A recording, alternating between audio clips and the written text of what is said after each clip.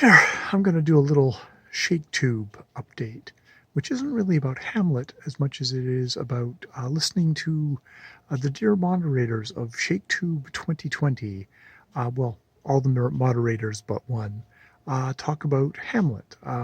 This was Jason at Old Blues Chapter and Verse, Lukash at Totally Pretentious, and Rainy at Rainy Day Reads. And unfortunately, Steve is under the weather and hopefully is doing okay. You always think about things like that in 2020. You just think the worst and please don't have COVID and, be okay, Steve. And hopefully this is just, be taking care of yourself, not just make a stuffed Oreo cookies. But yes, that said, hopefully he is doing okay. They talked about Hamlet for about an hour, a little bit under an hour. And it was an interesting conversation. It was really interesting, them talking about kind of the theatrical side of things, of just like director's choices, of the famous soliloquy of to be or not to be, whether you have that where it's within the scene where there's other characters around, or if you do it in isolation. The ideas of just certain lines, like when Gertrude takes the poison wine and sort of has a little comment. It's like how would you play that? How, like, all the actorly decisions you have to make at each moment. And it's one of those things, you take a look at it and it's almost like one of those tree diagrams where it's like, well, if I make this decision, then it cuts off all this readings, and I have to go down this thing, and then each line reading you can get a different thing, and it can be amazingly intricate and complex. And you start thinking about how like great actors can play in different threads in different performances, and talking about that, like as a movie, where an actor gets to maybe take 5 or 6 or 7 or 8 takes, or if it's Stanley Kubrick, 5,000. But how an actor on the stage, you just have to keep on running through the play.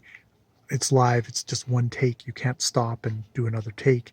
But also that you have multiple performances of something. Like if you're doing a run on, like professional actor, you could be doing like 50, 60, 70 performances or more. I wouldn't even know. So that was really fascinating. Yeah. So they had a really good discussion. I decided I'd listen to it before I finished reading the play this time, just because, just to give myself a little bit of a boost. I've been really going slow on it. Though I've been reading little sections out loud, and I'm actually going to circle back around to that hopefully tonight and talk about one of those sections again, because I had thoughts on that, the whole seeming thing. I seem to be on the whole thing of actor, of Hamlet not being able to trust anyone in this play, of them all being fake, asking Ophelia if she's honest and all that. So yeah, I really enjoyed their hosted and just a really good humored kind of fun chat. And I know I'm probably going to leave some lame comment on bottom of their videos saying that, but I figured I'd just record a couple of thoughts here to myself, just to kind of go, that was some cool stuff. I really enjoyed that. I've really enjoyed Shktb this year. And I'll probably try and say this again in public too.